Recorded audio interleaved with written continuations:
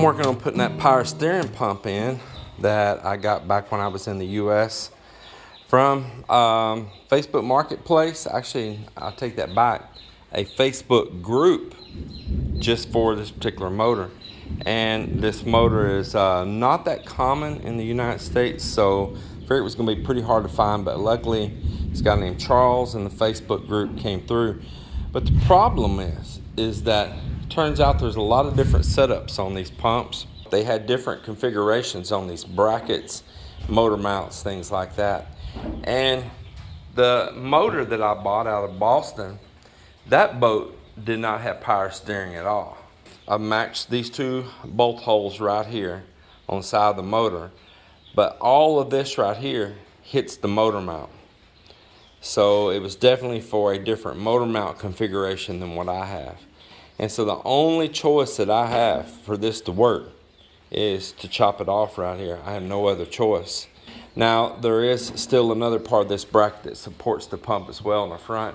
I don't know if it's going to be that crucial. This is a small power steering pump. It's not carrying that huge of a load.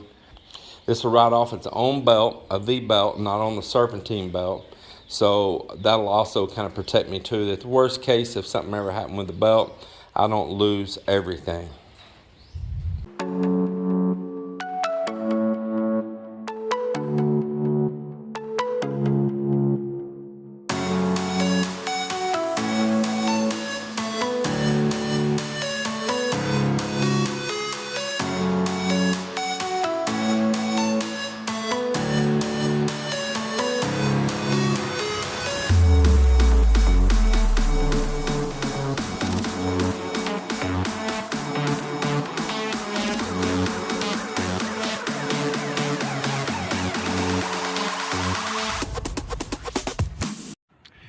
And another day on our project going out right here.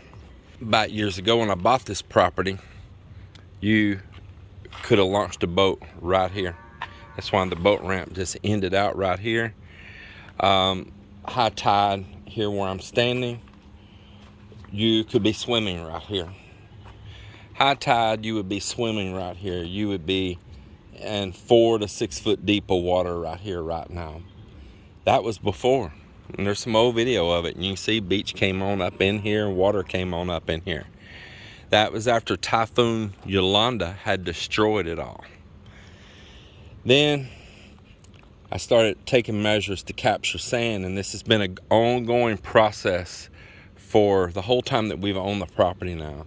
And as I grow the beach out and capture this, and we did it down at our old place down there too, where Melinda's family's at. We did it down there in the beginning there and captured that. We've stopped that erosion. I'm racing time because you never know when Mother Nature's going to throw another huge storm at us. Now, we've already been through a couple pretty good sized ones, and all of this held and it worked and the beach is maintained. Now, what I'm doing is trying to have a inexpensive way to build up and extend the ramp, because the ramp slope started all the way up there where the boat is, and it's a steady coming down grade, and then it really dropped more right here.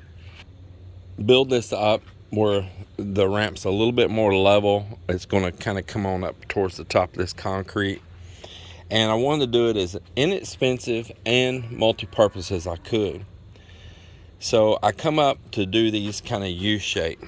So this has got big boulders that we put down. We filled it with a small stone all down in here, and it's 3 to 4 foot deep.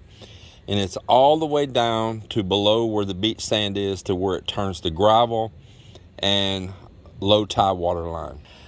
It's still going to cost a fortune to fill this thing up really high, and I don't need sand because I need to drive over it and launch a boat.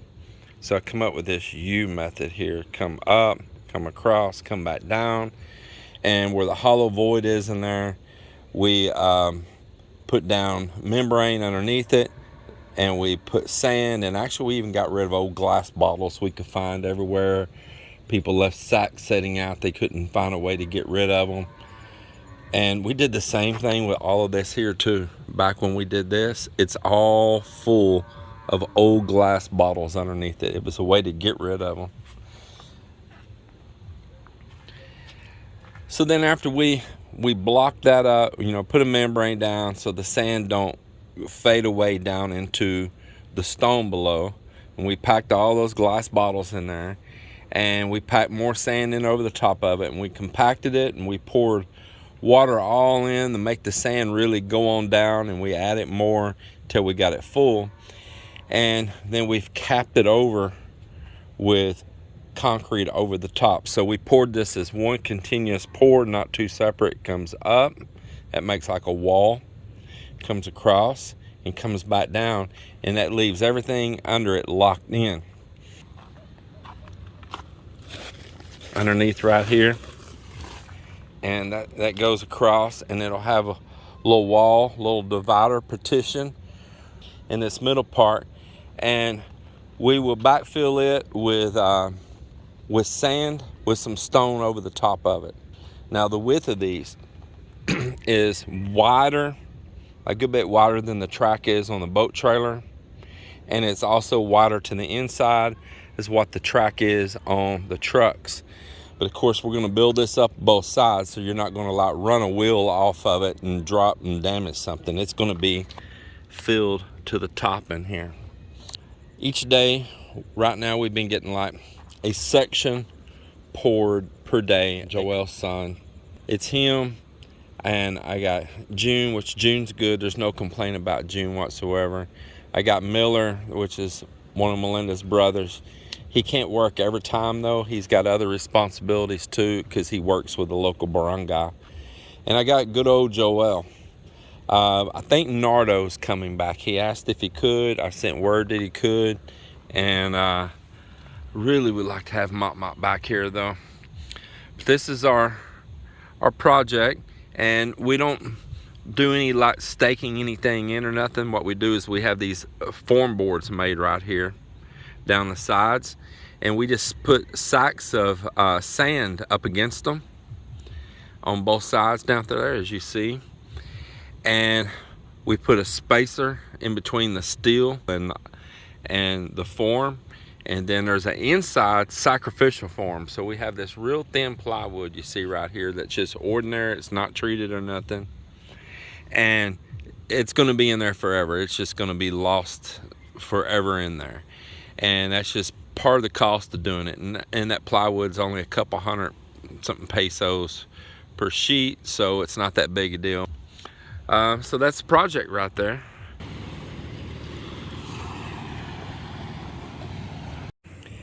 Well, here we are over in the evening time. It's just hard for me to work on this boat a lot of times during the day because there's so many distractions with when you got a project going on, you got work crew and all here. So with that happening, it's hard. I took my chop saw earlier, and I whacked that one part off on this bracket right here that interferes with this particular style motor mounts that this engine has. And looks like it's a really good quality material in here too, I tell you. So what I'm going to do is get down here, pull out one of the bolts that would go through here onto the engine block, and I'm going to make sure that I have some that are a little bit longer to put in there. And if not, before I try to put all this on, I will go ahead and source those bolts, so I'll have one out an example with the right thread. And then at that point I would be able to move on forward with getting the rest of it put on here.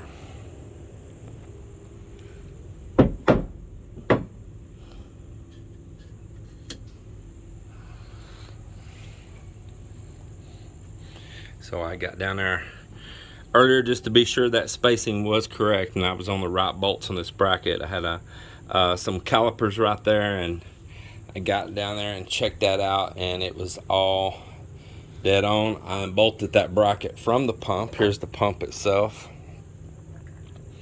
and then there's a little arm that bolts on right here on the front of the motor. Turn on a light and I'll show you. It's it might be this one here. There's an empty hole, but one of these. Other things that's going to be happening, well, I'll show this. I got my battery cables in a little bit better order. So got that battery linked to this one right now. I'll probably eventually put a second disconnect and separate those two. Maybe, maybe not. We'll see. What I'm thinking about doing is putting a lithium battery inside the cabin, and that's going to be the battery that's going to run all of my accessories, okay? And I'm going to dedicate these two batteries to be for the motor itself. And over there in that plastic bag, in that yellow wire you see right there, and then this black solar cable, that is my charge controller. It's going up to 2 solar panels right now that's keeping these batteries tended on this boat. So every day, me out here doing projects, turning on all these lights and all, every day they're getting replenished by it, and it's keeping the acids stirred up and everything in the battery. So that's pretty good. I can see over there right now they're at 13.1. Other things right here, this little cross tube right here, this goes from the intake, from the turbo. The turbo's right back here. Here's the turbocharger, and goes through a water cooled, I don't know if you call it intercooler or outer cooler, but it's like an intercooler. It's water cooled with no heat exchange, and it goes through that cooler, comes up across right here and goes in. Well, that little fitting right there, you take it out, and that's where you can put you a boost gauge. So when I was in the United States, I also bought a boost gauge for this, because you need to keep an eye on the wastegates on this particular motor. It does have a flaw, that the salt water, it wasn't marinized well enough. It was marinized pretty good, but it wasn't marinized well enough. And the mechanisms back there on the turbocharger, on the wastegate and all, they get corroded from this salty air. It wasn't really a metal that was meant to be out around salt water, so shame on them. And the wastegate gets to sticking, and if it sticks, it can cause a problem, and it can burn out, usually piston number 3. So you always want to keep an eye on that. One of the ways is, regularly lubricate that back air and visually inspect it on the linkage on the turbo on the actuator arm, but also keeping an eye on your boost to what's going on. So I'll be adding in the boost gauge. I've got that. And what else is happening? Well, I've got that Garmin unit that my friend Patrick hooked me up with, the head unit itself, and I bought the transducer, the wiring harness, and everything for it. Thank you very much, Sir Patrick and Atelia.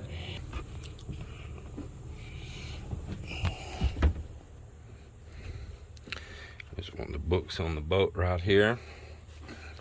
Kind of using this like a workbench in here at the moment. Here's the Garmin unit right here.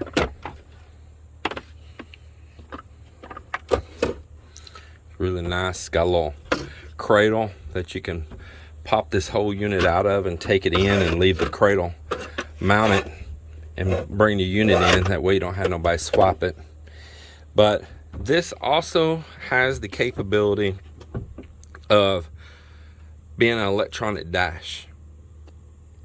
So inside of its settings, and one of its screens in there you can go to, and you can even, I think, don't hold me to this, but I think you can even do a split screen on it. You can monitor your RPM, your oil, your water, all of that stuff, your amps, everything, and your charging, all that. And there's a certain standard. I need to read up a little bit more about that standard that's been supposedly set out there right now with the late model stuff, that a lot of the new outboards and all are already meeting that standard, and it's kind of a little bit of a plug and play. Now, this isn't a new late model outboard though, so I'm just curious if I might be able to order some sensors that would match with what's inside this unit, and let this unit be the all-in-one electronic dash for my boat. Anybody knows anything about that, please write in the comments and share with me. It's just an avenue that I'm exploring. There's a little tensioner bracket for the power steering pump that we're adding on. Here is the boost gauge that I'm putting on the boat. right here. When I bought it, it is supposedly marine rated. So I hope so. Hope it holds up. In the advertisement on it, it was listed to be marine rated. Transducer. Here is the Garmin transducer that I bought right here. If you all want to look this up, the one I bought is the GT56 UHD-TM transducer right there. So you see here, it has the high, wide traditional chirp, ultra high definition clear view, and side view sonar. Now this is going to go out off the back of the boat, so this will be the transom right here. It has a transom bracket, and it also comes with a setup to put it on an outboard, or more like on a trolling motor.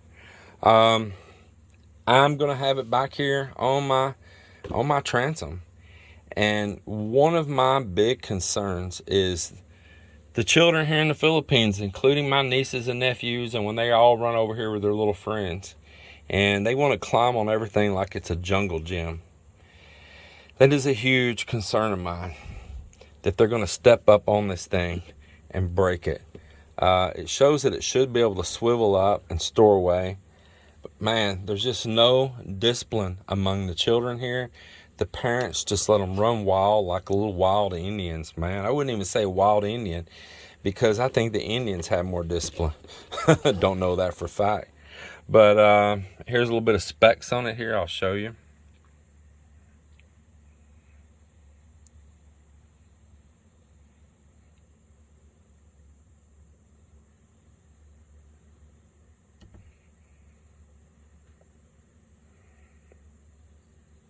Transom mount and trolling motor mount.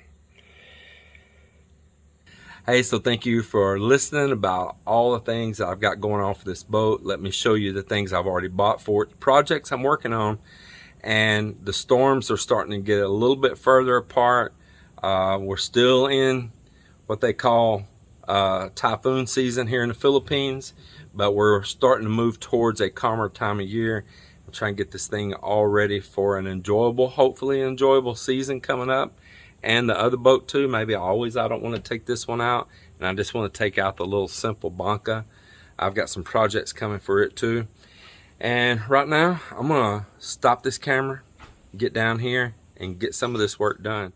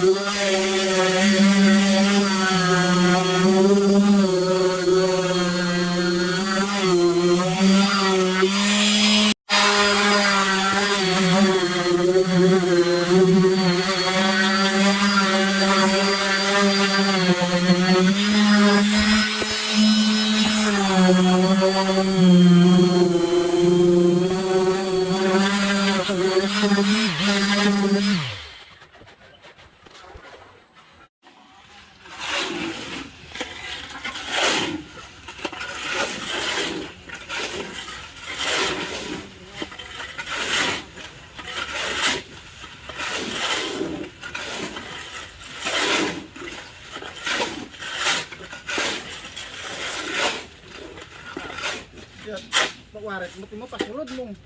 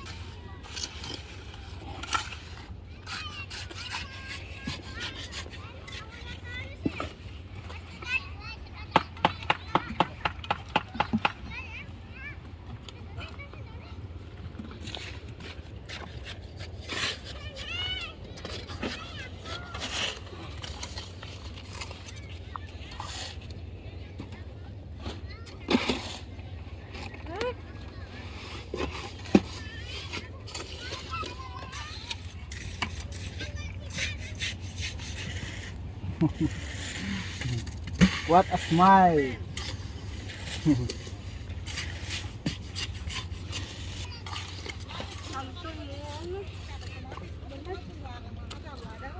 Na? Ano? Camping rong ganda. Camping. Just start.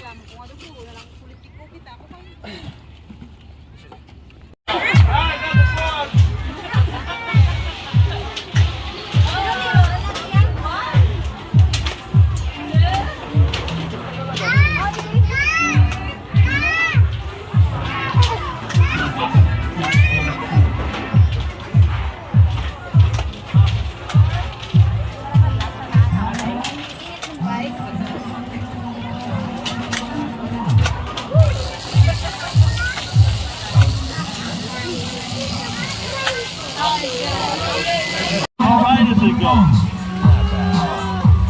It goes all the way over the top. In circles. The whole time. It's gonna go all the way over. See, he's gonna have good video up there, man. Hey, everybody. Hey, hey. I gotta watch my elbow over here, though. Yeah, don't bang your head on No, I gotta watch this bar over here too. If I stick my arm out.